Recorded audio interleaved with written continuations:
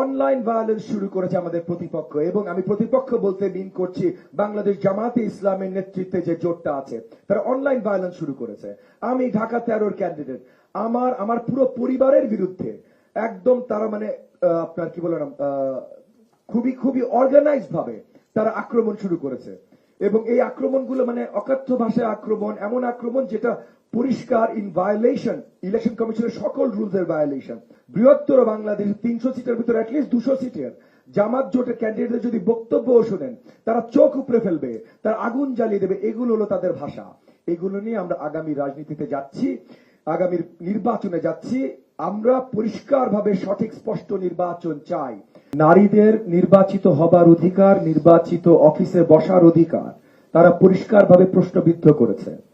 আমাদের মনে রাখতে হবে যে বিগত দিনগুলোতে তারা পলিটিক্যাল পারসিকিউশনের শিকার ঠিকই হয়েছেন, কিন্তু তাদের রেজিস্ট্রেশন যে কারণে কোর্ট থেকে হোল্ডে গেছিল, সেটার মূল কারণ ছিল তাদের পার্টি কনস্টিটিউশন আমাদের জাতীয় সংবিধানের সাথে সাংঘর্ষিক ছিল।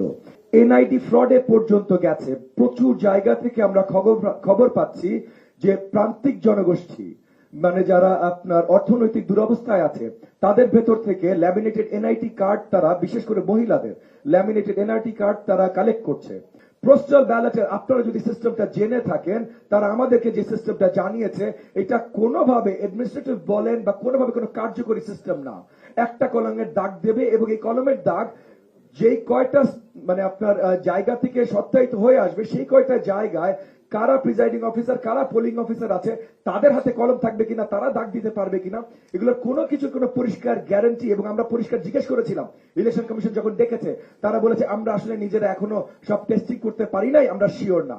আপনি 15 লক্ষের উপরে ভোট দেবেন, প্রসেসটাতে আপনি শিওর না, তাহলে কিভাবে আপনি এটা পরিচালনা করবেন? এত মাস তাহলে আপনারা করছিলেনটা কি?